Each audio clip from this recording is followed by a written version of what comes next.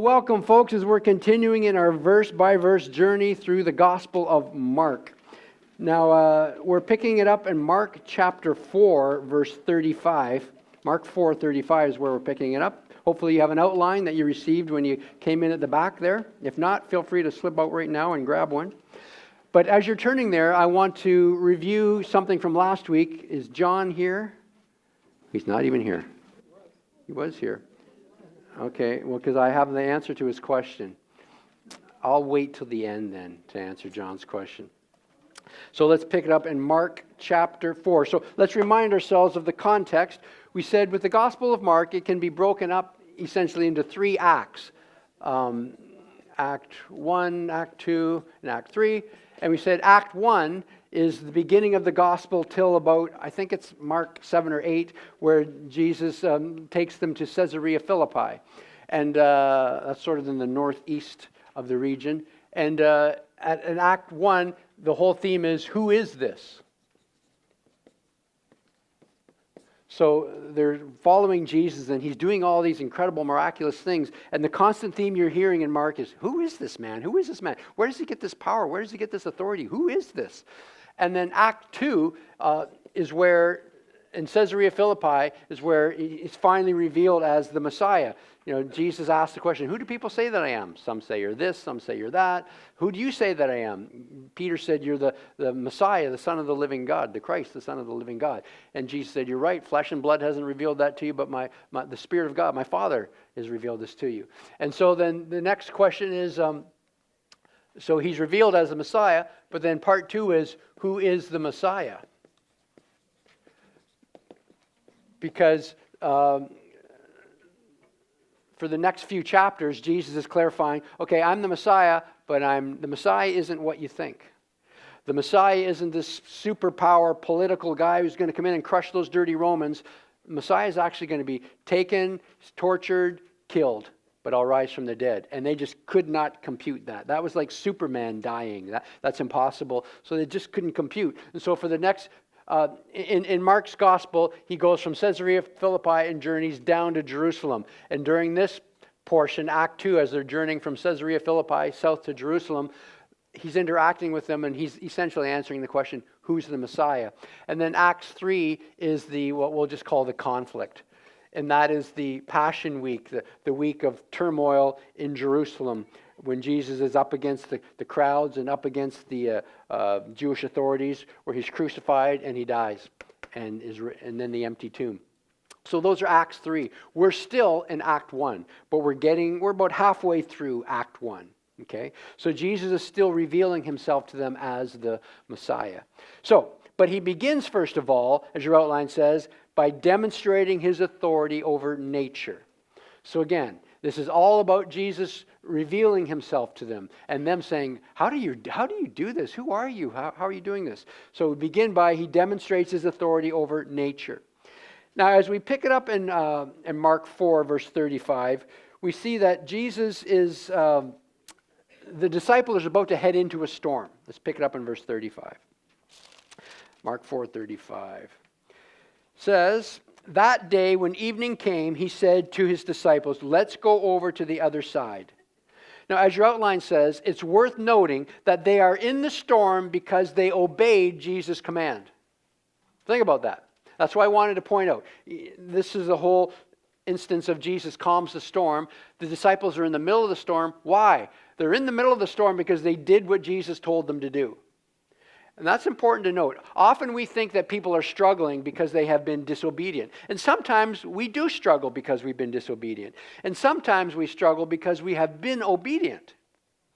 A classic example there would be found in Luke. Luke chapter 13, 1-5. In that passage is where the disciples asked, why is this person sick? Because of his parents? That was the common thinking. Did he sin? Did he do something wrong? Did his parents do something wrong? Why is he struggling? And Jesus said, no, none of that. And Jesus gave some instances. Do you think, when that Tower of Siloam fell on people, do you think that they were more evil than other people? No. He's saying you can't be that simplistic. You can't look at a negative situation and think because something bad's happened, well, clearly, that's almost karma thinking, and karma is not biblical. It doesn't work that way. And here's an example where they're in the middle of a storm. Why? Because they obeyed Jesus. The day when evening came, he said to his disciples, let's go over to the other side. Okay? The other side generally referred to the Gentile portion of the lake. Okay? The Gentile side of the lake. Verse 36. Leaving the crowd behind, they took him along just as he was in the boat. There were also other boats with them. What does that mean? They took him just as he was. That likely refers back to chapter 4, verse 1. Remember how this all began? Jesus is standing on a boat just off the shore because the crowds were so large. So the implication is, yeah, he's still in the boat, and he stayed in the boat, and then they just took him in that boat. And the fact that there were other boats implies there's an entourage. It's not just the disciples and Jesus. There's like a fleet of boats that are following, okay? Verse 37, a furious squall came up, and the waves broke over the boat so that it was nearly swamped. Now, the geographical reality of the Sea of Galilee, so this is looking at it, slicing it from the side. So there's kind of mountains or hills, and then there's the low lake, and then there's mountains and hills. And so the lake or the Sea of Galilee is sort of in a bowl. This would be the west, and this is the east. So this is Jordan over here, and this is the Mediterranean Sea would be over here. So there's the Sea of Galilee there. So what would happen is there's warm air over the water, and the cool air would come down sometimes, rush down from the mountains or the hills, and mix with the warm air, and that would cause these squalls to come up quickly. Still happens to this day.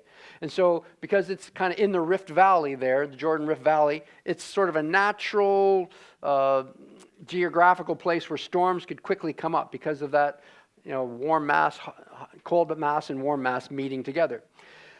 As your outline says as well, the construction of first century fishing boats made them vulnerable to such storms. Okay, so these little fishing boats, it made them vulnerable to such storms. Now, let me remind you, in March of 2020, we, Lord willing, are taking a tour to Israel again. And we are going to go visit a fishing boat right on this shore, on the western shore of the Sea of Galilee.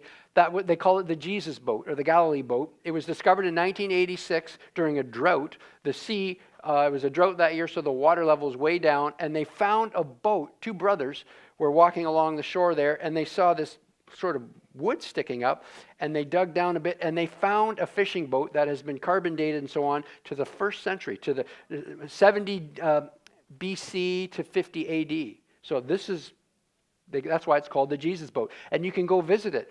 People who were with us on the last trip, we did visit it. We saw it. We were right there. And if you come with us in March 2020, you'll see it too. And so it's 27 feet long, these fishing boats were. 27 feet long, 7.5 feet wide. It was made of oak frame with cedar planks, and it sat 15 people. So, it's just perfect for the Jesus and the disciples. And had a flat bottom, and they had flat bottoms so they could get in close to the shore and fish right close to the shore. Okay? And so those type of boats would be kind of, it's a tension they managed. They made them this way because it was easier to get around and to fish in. But every so often when there's a little storm, they would it'd make them kind of tippy. So be it. All right, let's keep reading. Verse 38. Jesus was in the stern, that's the back of the boat, sleeping on a cushion. The disciples woke him and asked and said to him, "Teacher, don't you care if we drown?" Now, the word there in verse 38, the word cushion, likely refers to the large sandbag that was kept in the stern for ballast, for balance. So they would keep, we know this, they would keep these big sandbags at the back of the boat for ballast. And likely Jesus is curled up on this sandbag in the back of the boat. So again, this fits with what we know archaeologically, okay? Now, Jesus' sleep, it communicates two things. First of all, as your outline says, it communicates he was tired. Well, duh, right? He was tired. That's why he's sleeping. And secondly, it communicates he was trusting the Father. He was tired, and he was trusting the Father. Scripture equates trusting God with sleeping soundly quite a bit. I've given you some passages there. Let me read them for you. Psalm 3, 5-6 says this, I lie down and sleep. I wake again because the Lord sustains me. I will not fear, though tens of thousands assail me on every side. So I can sleep soundly because I'm trusting the Lord. Psalm 4, verse 8 says, in peace I will lie down and sleep. For you alone, Lord, make me dwell in safety. Proverbs 3:24, when you lie down, you will not be afraid. When you lie down, your sleep will be sweet. So often in Scripture, sound sleeping in the midst of chaos is a sign of trusting in God. And it could be this is what Mark is alluding to here. But, as your outline says, to the disciples, Jesus' sleep communicated a lack of care and concern. So the disciples, no, it wasn't a sign that he was trusting. It was a sign that he didn't care. Lord, don't you care if we drown? When I read that in preparation, I thought back to when I first was a senior pastor back in the late 80s. And I was preached on this passage, I guess, because back then was when, as a church, you would publish the sermon titles in the local newspaper. And I used to try to use these cutesy sermon titles back then. I kind of don't do that anymore. But and so the sermon title in the newspaper was, When You're in Trouble, Wake Up Jesus. And I thought, oh, that's a cutesy little title. Nobody knew what the passage I was speaking on was, but the whole theme of that sermon, as I remember, was, Jesus, in the boat of your life, if you're in trouble, just go to Jesus, run to Jesus, wake up Jesus. And of course, I had somebody phone me. I don't know who it was, but they knew I was the pastor. They looked my name up in the phone book, and they'd read the sermon title, and they berated me. Jesus isn't asleep. How dare you? God's not asleep. And they just told me what a terrible preacher and teacher I was and how I had my theology all wrong. But you can see what we're talking about here. In a situation like this, run to Jesus. Stir him in your life. Wake up Jesus in your moment of trouble and difficulty. But what they were doing was they were assigning to Jesus, you just don't care about us. The fact that you're not panicking means you don't care. That's what they were connecting those two dots. Let's keep reading in verse 39. So he got up. So they woke him up. He got up, rebuked the wind, and said to the waves, quiet, be still. And then the wind died down, and it was completely calm. Now, this is the first of Jesus' so-called nature miracles that's listed in Mark's gospel. As your outline says, Jesus used the same words here that he used here. He used the same words when rebuking demons. So the same phrase he used here is what he used when he was rebuking demons. Literally, what Jesus said, and some of you might not like this phrase, but you have an issue with Jesus, not me. Literally what Jesus said was, shut up. He stood up, looked at the wind and the waves and said, shut up. Quiet, be still. They're much more polite here. But that's what he would say to demons as well. Shut your mouths. Now, as your outline says, letter B, this was an incredible display of Jesus' divine authority over nature. It was an incredible display of Jesus' divine authority over nature. But it was an authority, as your outline says, that only God possesses. Only God possesses this authority. And again, this is all part of who is this? How can you do this? Now notice, Jesus doesn't say, Father, I ask you. He didn't do that. There are times that he's done that, but even when he did that in the past, remember when he raised Lazarus from the dead? He said, I'm saying this so that they might believe. I'm saying this out loud so they can understand our relationship, what's happening here. But Jesus just did this on his own authority. He didn't call upon anyone else's authority. He didn't ask the Father to do something. He just stood up and said, be still, be quiet, stop. And so he displayed this divine authority over nature, an authority that only God possesses. I challenge you to go out to Stanley Park the next time it storms and just look at the water and say, stop it. See how that gets you, But Jesus had the ability. Now, it says in Psalm 89:9, speaking of God, you rule over the surging sea. When its waves mount up, you still them.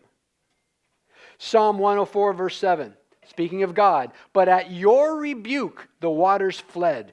At the sound of your thunder they took to flight. Listen to this one, Psalm 107, starting at verse 23. Some went out on the sea in ships. They were merchants on the mighty waters. They saw the works of the Lord, and that word Lord is the tetragrammaton, it's Yahweh. They saw the works of Yahweh, his wonderful deeds in the deep. For he spoke and stirred up a tempest that lifted high the waves. They mounted up to the heavens and went down to the depths. So big waves. In their peril, their courage, these are the sailors, in their peril, their courage melted away.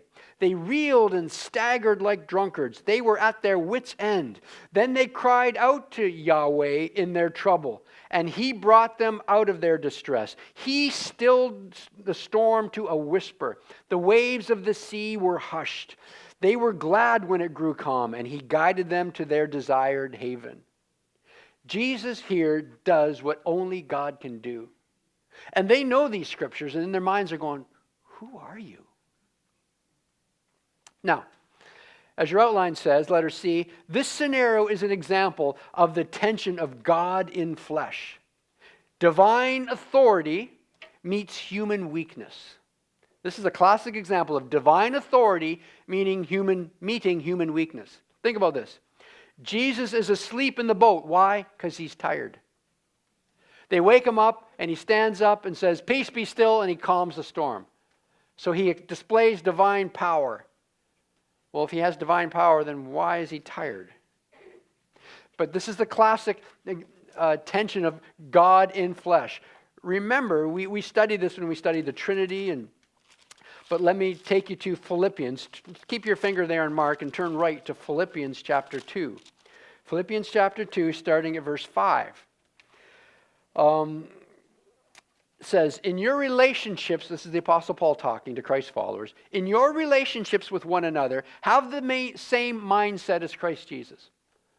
So in how you treat each other, you should think like Jesus thought when he was on earth. Well, how did Jesus thought? What was his mindset? Here he is. Jesus, who, being in very nature God, did not consider equality with God something to be used to his own advantage. Rather, he made himself nothing by taking the very nature of a servant, by being made in human likeness. By being found in appearance as a man, he humbled himself by becoming obedient to death, even to death on a cross.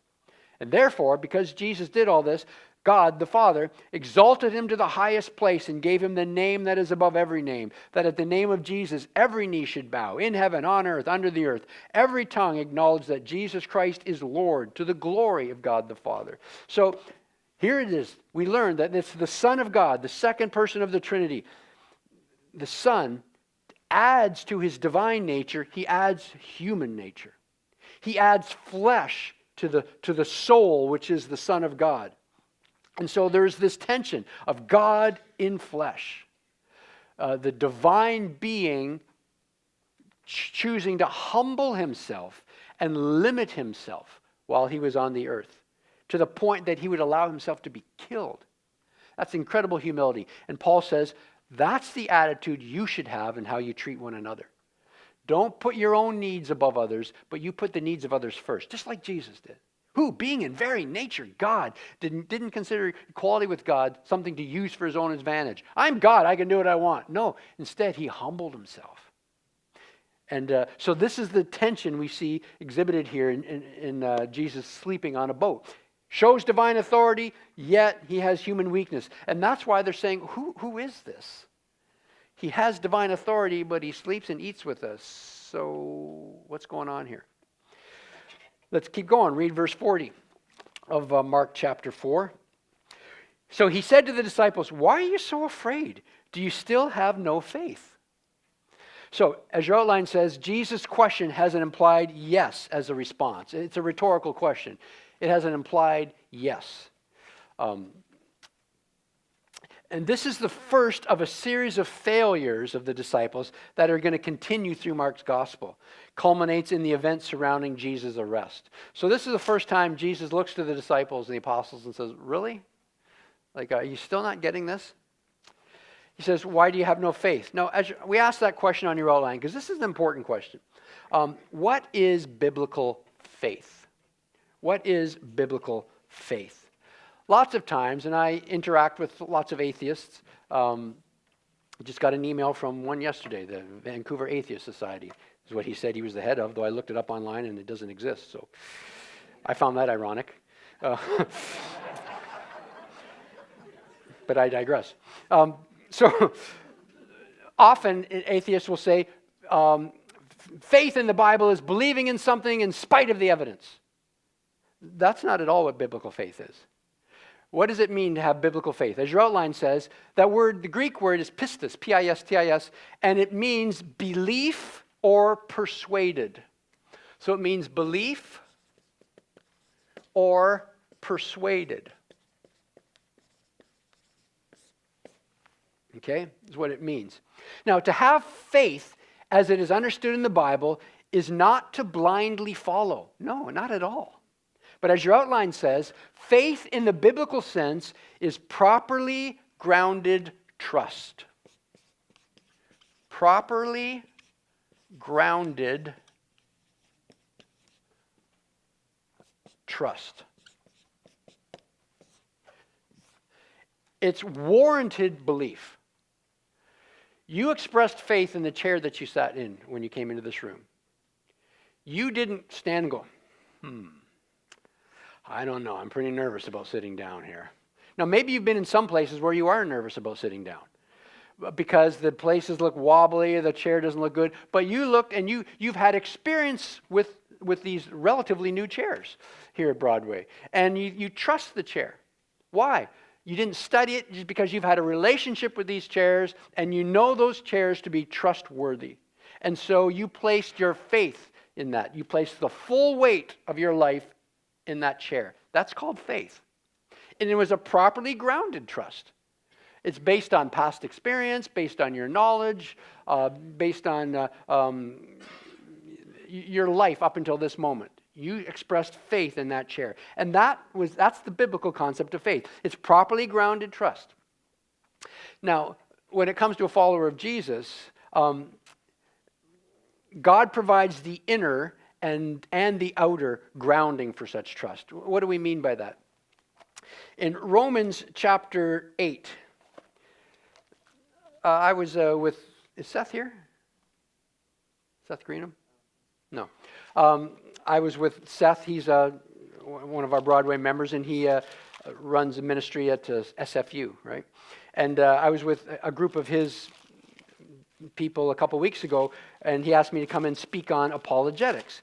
And what apologetics is. It's apologia is the Greek word. It's to defend the Christian faith. And in this teaching that I did there that evening, I pointed out that apologetics, our faith is not grounded on arguments. That's not the role of apologetics. Arguments for the existence of God and the evidence for the resurrection. My faith is not grounded on a tightly woven set of arguments. My faith is grounded upon an experience I had and have with the Spirit of God. Romans chapter 8, verse 14 puts it this way. 14 to 16. For those who are led by the Spirit of God are the children of God. The Spirit you received doesn't make you slaves so that you live in fear again. Rather, the Spirit you received brought about your adoption to sonship. And by this Spirit we cry, Abba, which is the Hebrew word for Father. Now look at verse 16. The Spirit Himself testifies with our spirit that we are God's children. The foundation of my experience with God and my faith is not arguments. The foundation of my faith is I had an experience with God when I was 19 years of age. That God spoke to me, God called me, and I've had an ongoing experience with God ever since then. And I consider myself a relatively rational person. I'm not prone to having weird experiences. I'm not talking to trees and things like that, you know. I'll hug them now and then because I live in BC, but I don't talk to them. So, I consider myself relatively rational, and it's what some philosophers call a properly basic belief. A properly basic belief, meaning it is rational for you to sit there and think that I actually exist, that I'm not a figment of your imagination, that we aren't all the same mind, and it's rational for you to think that you actually are here right now, and you're not a brain being stimulated in a vat by some scientist with electrodes, or that you're not in the matrix, that you actually do exist right here. That's called a properly basic belief. And until you have a defeater, until you have something that proves that your present experience of reality is false, it is okay for you to believe that you actually do exist as an individual right now. It's a properly basic belief to believe that the past actually existed, that it wasn't made up to appear like the past, that we've only been alive for 5 seconds and we just think we have memories. You can't prove that those aren't true. You can't prove that you actually exist as an independent being. So you have to assume that your experience of reality is true until you have a defeater. Well, in the same sense, I have a properly basic belief that my experience with God is rational and acceptable and true until I have proof.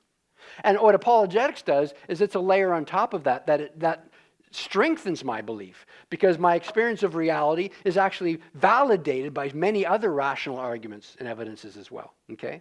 And so I say all that to say, when it comes to biblical faith, it's not believing in spite of the evidence. No, it's believing because of the evidence. It's a properly grounded trust. I've had experience with God in the past. I have ongoing experiences with God, and the world around me validates my experiences. My rational mind validates it, and my experience as well. And that's what Jesus is talking about with trust. Don't you have trust? Don't you properly grounded trust in me? Don't you? I've given you all sorts of evidences. What evidences have I given you that pushes you away from reality? This is what Jesus is asking. Verse 41. Let's go back to Mark 4, verse 41. Back to the story. They were terrified and asked each other, "Who is this?" It's our theme, right? Who is this? Even the wind and the waves obey him. Okay? The theme of Act 1, we said in Mark's drama, is once again on display. Who is this?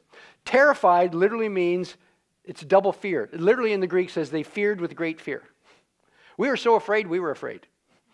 They feared with great fear. These guys were scared. And as your outline says, they are puzzled because they think the obvious answer can't be the actual answer. See, this is the tension they're in.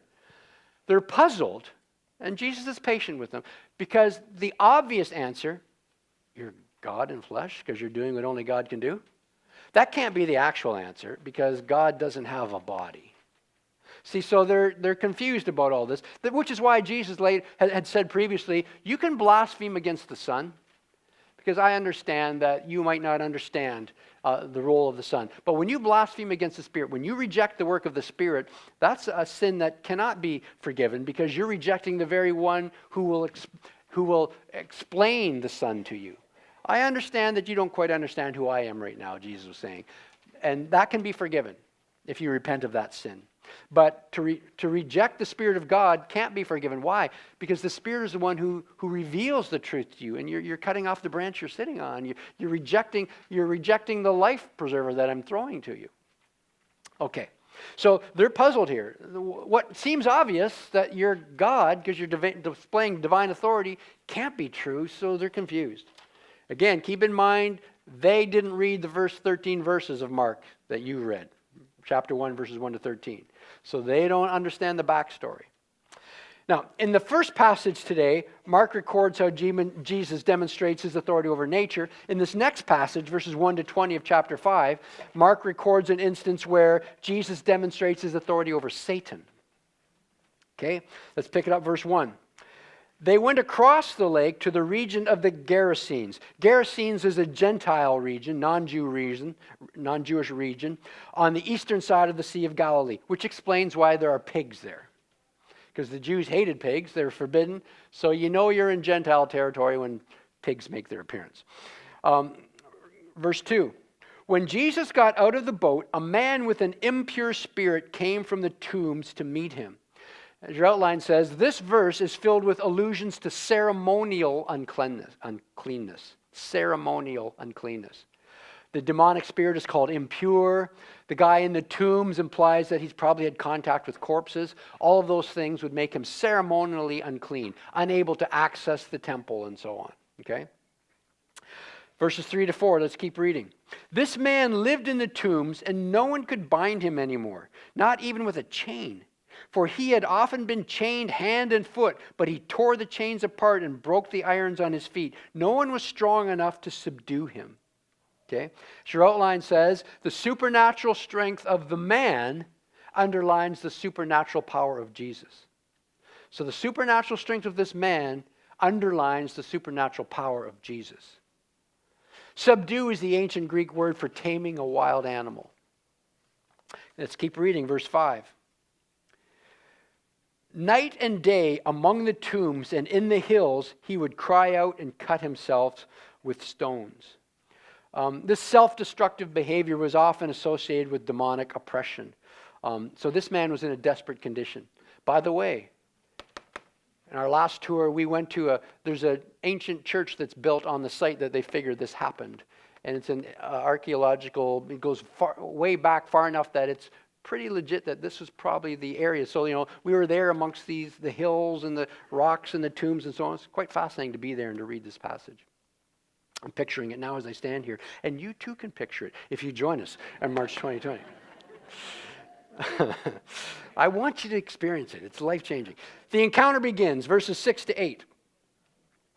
When he saw Jesus from a distance, he ran and fell on his knees in front of him. He shouted at the top of his voice, "What do you want with me, Jesus, Son of the Most High God? In God's name, don't torture me." What an odd thing to say. For Jesus had said to him, "Come out of this man, you impure spirit." Now, did this man run to attack Jesus and he was met with a superior power? Or did this man run for help and bow in reverence? Most likely the first one, or it could be a combination of the two. The demon's words are strange at first glance, aren't they? What's he saying? Read them again, verse 7 to 8.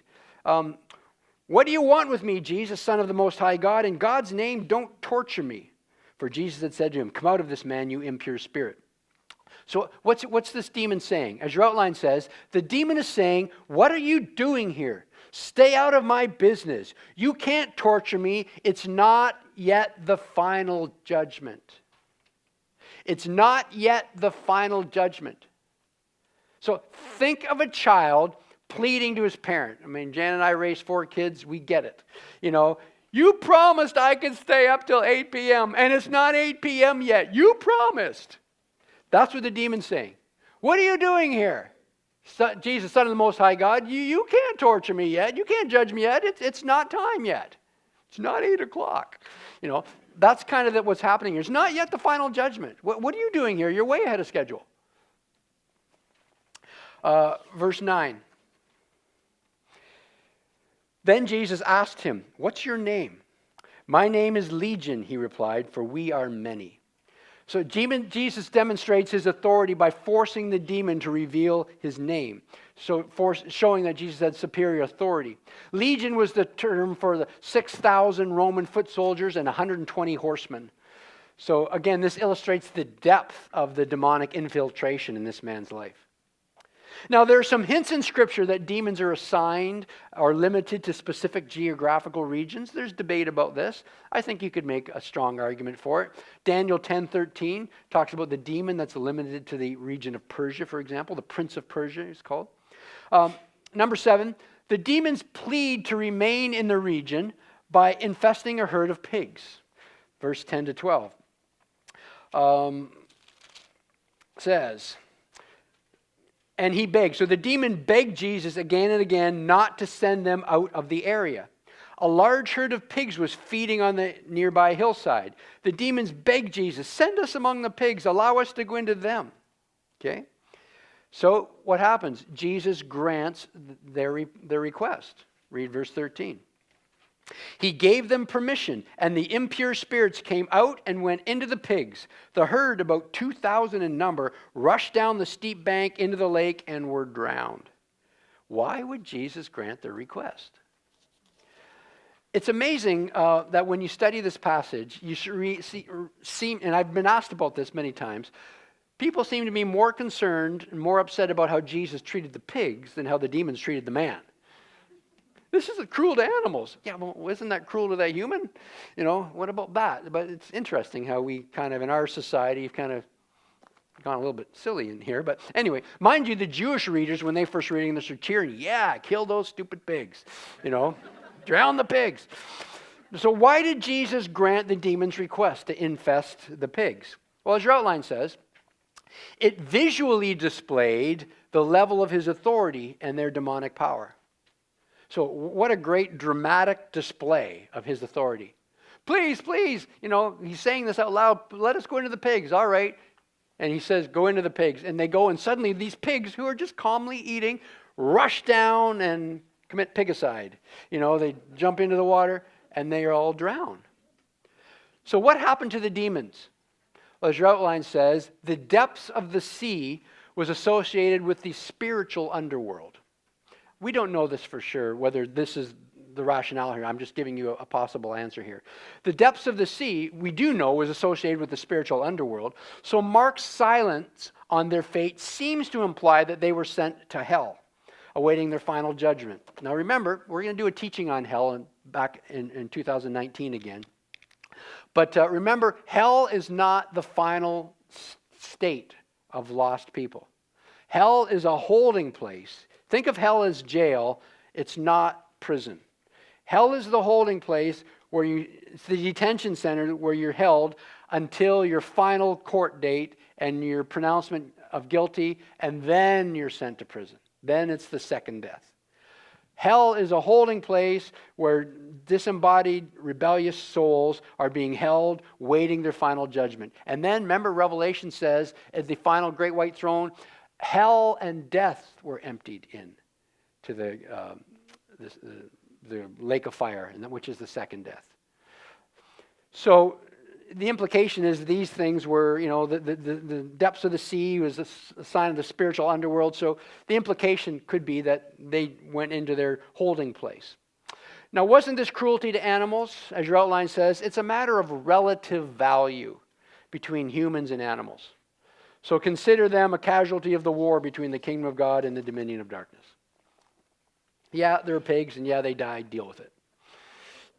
And then go and enjoy your Swiss chalet for lunch and think about what a hypocrite you are. Okay? Number 9. Mark then shifts to the response to the miraculous deliverance. He then shifts to the response to the miraculous deliverance, verses 14 to 17. Those tending the pigs ran off and reported this in the town and countryside. Can you imagine how much trouble they got in? Where's the pigs? I put you in charge of my pigs. 2,000 of them. Where are they? They're dead. What do you mean they're dead? They drowned. What do you mean they drowned? Yeah, a guy came and cast a demon into them and they all ran in. Seriously. But that's the story that they went back and told. And the people went out to see what had happened. When they came to Jesus, they saw the man who had been possessed by the legion of demons sitting there dressed and in his right mind, and they were afraid. And those who had seen it told the people what had happened to the demon-possessed man and told them about the pigs as well. Then the people began to plead with Jesus to leave their region. Isn't that fascinating? So the crowd responds to Jesus similarly to how the disciples responded to Jesus, with fear. And I read one man put it this way: people can tolerate religion as long as it doesn't interfere with business. Found that interesting. As your outline says, fear is understandable. The key is what you do with that fear. Fear is understandable, but what do you do with your fear? Does it cause you to resist and reject God, or does it cause you to respect and revere Him? So fear is understandable. Where does that fear lead you? And then finally, verses 18 to 21. As Jesus was getting into the boat, the man who had been demon-possessed begged to go with him. Jesus did not let him, but said, "Go home to your own people and tell them how much the Lord has done for you and how He has had mercy on you." Well, hold on. Jesus tells other people to be quiet. He tells this guy to go home and tell everybody. What's up with that? The next verse is the key. So the man went away and began to tell in the Decapolis how much Jesus had done for him. And all the people were amazed. As your outline says, Jesus rejects the man's appeal to travel with the other disciples. And he commissions the man with a reason to remain behind. So he rejects his appeal to travel with the other disciples, and Jesus instead commissions this guy, and he gives him a reason to remain behind. He says, go and tell everyone. Well, why can this man tell everyone about what happened, but most of the other people Jesus meets are told to keep quiet? The key is in verse 20. Decapolis means the 10 cities. It's like, some places, Minneapolis, St. Paul, the Twin Cities, or the Tri-Cities area, Poco, Coquitlam, and Port Moody. Those are the Tri-Cities. Decapolis was the 10 cities. And that was a confederation of Gentile cities east of the Sea of Galilee. Remember, why was Jesus telling people to be quiet about his healing when he was in the Jewish region? Because their concept of the Messiah was a political one. And they would be looking for Jesus to rally politically, and he didn't want that confusion. So for the most part, he'd say, just be quiet about that for now. He knew they'd tell others eventually, but don't be running around saying, the Messiah's over here. Okay, let's go get our sticks and let's go attack Jerusalem. No, so he in the Jewish community, he'd keep it quiet because he wasn't trying to raise up a political rebellion. But here, the Gentiles didn't have that baggage. They didn't have any messianic baggage. So he said, yeah, go tell them in the Decapolis what God has done for you. And with that, I close. Look at that. I'm about a couple minutes. My clock's gone. I can just keep going then. John, I see you here, my friend. God bless you. You asked last week about John chapter 7, 4-7. And I said, John, I'm not familiar with the verse that you're talking about. And so you dropped by the church this week and you put this in my mail slot, John 7, 4-7. So here is a great question. This verse exists. Let me read it from John chapter 7, verse 1.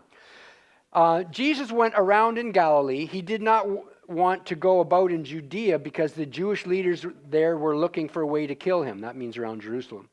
But when the Jewish festival of tabernacles was near, Jesus' brothers said to him, now, you need to understand this in the context. They're being sarcastic. We know that because at the end of quoting it, John records, for even his own brothers didn't believe in him. So understand this in the spirit it's being said. They're being sarcastic.